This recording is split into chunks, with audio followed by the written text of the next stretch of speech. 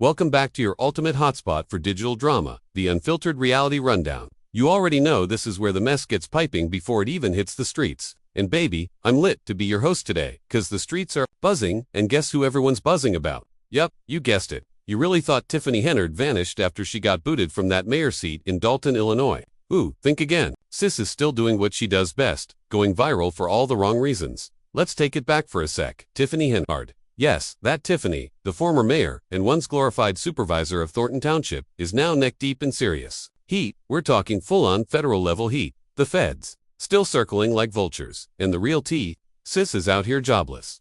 Completely, been off the clock for 2 whole months. From raking in a fat $300,000 salary, to zip, zilch, nada, she's officially down bad. And let's be real, it's not like companies are banging down her door. But hold up, don't count her out just yet. You know how it goes, when the money dries up, the schemes start cooking. And you know I had to throw on my detective hat and go digging. What I found? Oh baby, a brand new hustle. Tiffany Dunn sketched out a whole fresh blueprint, and it's all about stacking them coins in the most creative ways possible. So if you were thinking she was just gonna fade into the background now, that she ain't rocking no fancy titles, not mayor, not supervisor, sweetie, you're clearly new here. Tiffany said she's still in the game. And let's pause for a second. Round of applause for the birthday girl. Sis just hit the big 75. Happy birthday, boo. Make a wish and blow those candles out. And of course, we had to show her a little messy love. Because even when she's wildin', we're still watching. Now she posted on Facebook like, thanks for all the birthday love and an extra big thank you to everyone who bought my book. It sold out in minutes. I'm beyond grateful. Okay, Miss Author, but wait, hold up. Here come the plot twist. She added, if you missed it, no worries. Hit that link and grab your copy now. Don't be broke, don't get left behind. Stay in the loop on what the whole nation is about to be talking about. Ma single quotes am ... and she wrapped it up with, just remember, I love you, and there's nothing you can do about it. That's cute and all, but cue the dramatic dun-dun-dun. Let's take a look at this book, shall we? It's titled, Standing on Business. And baby, $9,999. Wait a minute, run that back. Standing on business. For $100, she said, and I'm quoting here, from mommy moves to making history, I'm not just showing up, I'm standing on, who? They say there's 2 sides to every story, but real ones know there's always a third, the cold, unfiltered truth. And that's where Tasha steps in. Not just showing up, but pulling back every curtain. Tasha's out here acting like she's on a redemption arc, redefining leadership with her own flavor of chaos. And no, baby, she's not backing down, not even a little. Now I know what you're thinking. What am I really here for? Let me tell you straight. I'm here for the comments, because that's where the real entertainment lives. One person said, same old scammer script. One grift dries up, they just roll out the next.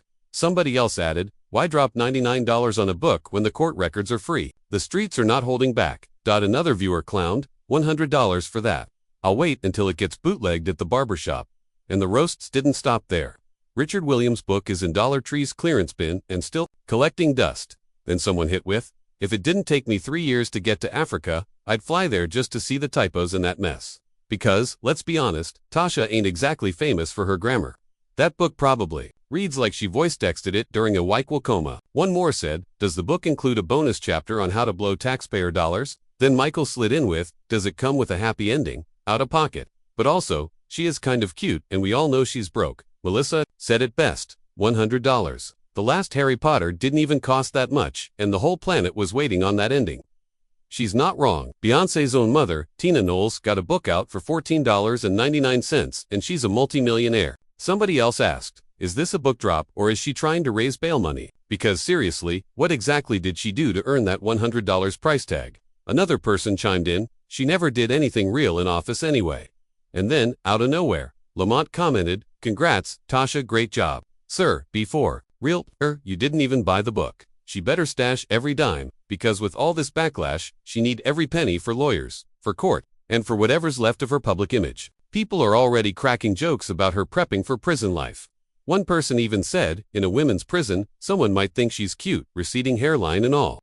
But let's be serious for a second, nobody is buying that book to read it. They're buying it to burn it, just like she burned through the community's trust. Someone even asked, how many copies did she print before calling it a sellout?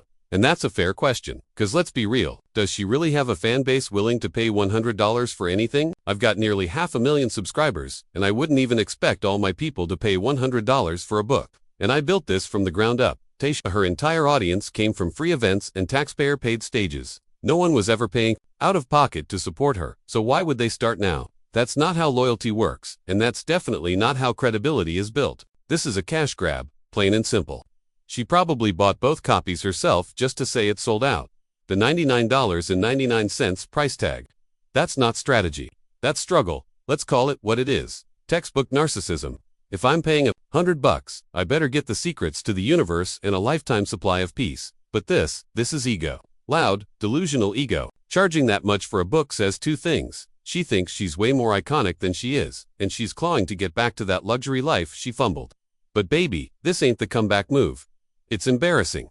She's spiraling, and she doesn't even see it. Facebook folks are saying maybe 3 or 4 people even bought the book, and 2 of them might have been her alt accounts. Tiffany's gonna keep doubling down on the nonsense, because that's what grifters do. But there's a real takeaway. Here, when life gives you a platform, don't fumble it. Don't take it for granted. Because once it's gone, you're left trying to sell overpriced books to survive. To hit her old salary, she'd need thousands of people to buy this thing. And let's be honest, she doesn't have that kind of support, never did. She burned the bridge and the blueprint, and now she's trying to charge $100 for redemption. Sadly, the grift doesn't stop there. She's not offering value, just noise. And now folks are joking she should start an OnlyFans. Someone even said they'd pay probably another $100 a month. Because that's where this road leads. Not to success, not to legacy, but to paywalls and punchlines. Alright y'all, next story. Alright, let's wrap this circus up.